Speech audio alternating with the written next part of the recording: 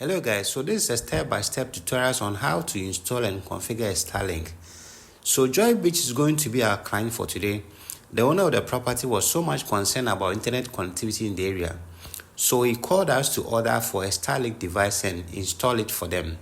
So here we are. In the first place, we needed to seek permission to record the entire beach for security protocols reasons. So here we are. Let's go ahead and unbox the entire package. Now this is our Starlink package, of which we just received from DHL. So I received the package just 4 days after the placement. So let's just go ahead and unbox the package. Now here we are.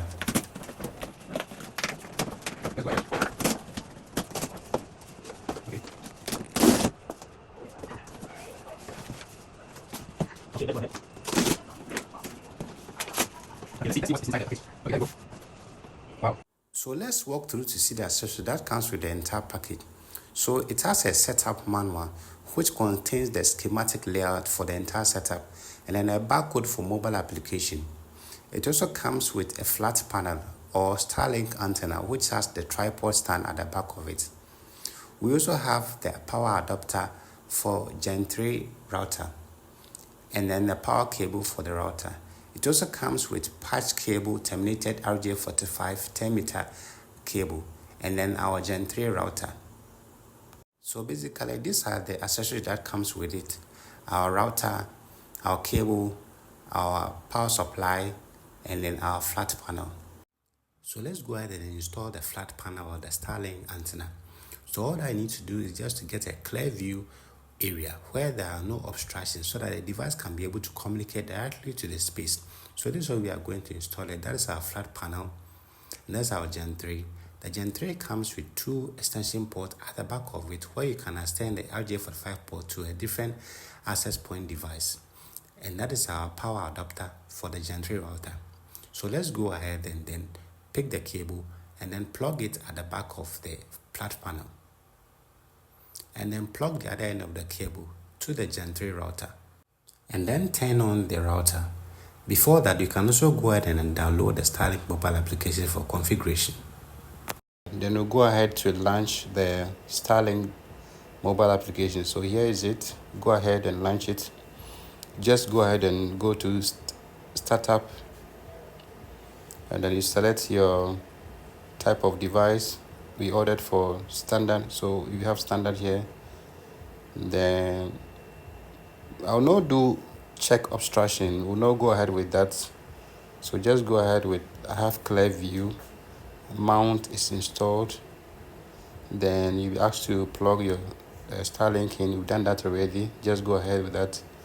Then you'll be asked to turn on your Wi-Fi. So let's go ahead, turn on the Wi-Fi. We should be able to get the Starlink. So here we have the Starlink here. Go ahead and tap it or connect it. There's no password on it. After that, just come back.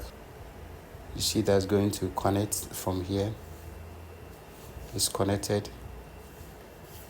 Continue. So it says the device is offline. One device connected, that is I have connected my phone to it. So here we have the Starlink here. So it says Starlink unplug or rebooting. Ensure your Starlink is plugged in. So we've done that already. So the device is booting up. It says we should align. Okay, we should align the Starlink. So what we'll do is that we'll just go ahead and then turn it a little bit or align it with the location being given to us. Go ahead and then align it. So we are going to go ahead. Okay, it is directing at northeast. So a little bit. Let's turn it a little bit.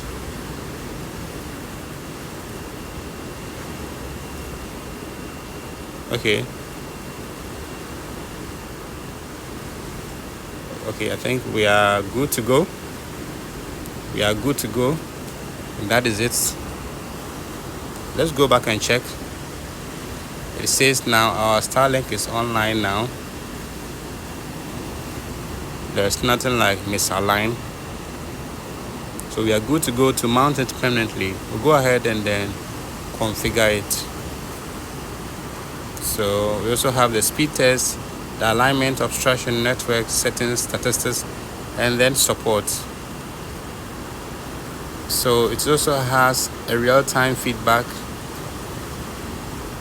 That is when you are done with the setup and you test the system to see if it's okay for you, then you can issue your feedback by taking one of these comment here.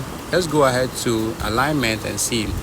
It says we are in perfectly, so there was no obstruction. We'll go back and then go to configure. That's when we are going to input the network name and then our password. It's just very simple, unique in its style.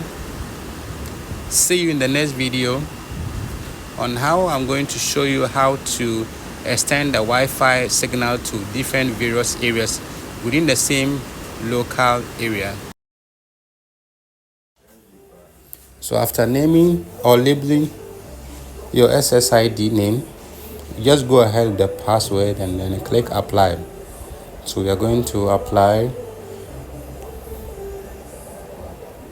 So we are now uploading the data we just entered onto the system.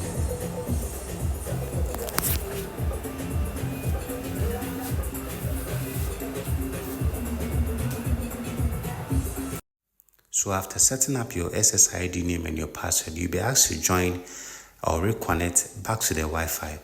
So just go ahead and join. So you'll be asked for the second time to input your password and then join or connect it to the Wi-Fi. So once it's done, you can also go ahead and then do the speed test over here. So just go ahead and select speed test and then select start. Let's see what we'll have here at the download section and then at the upload section. Okay, 140, that is a good start. 140, 137, okay. That is quite impressive. So we have at the download section, we have on about 157 Mbps, and then at the upload section, we have on about 4740. The speed is actually quite impressive. I know at the maximum peak, it can be more than 157. It's quite great. Now we have about 36 against 157. I'm still impressed about the speed. I would choose Starlink over the other ISPs that is available in the country. I think I'm impressed about the speed, both the upload and then download. See you in the next video. Bye.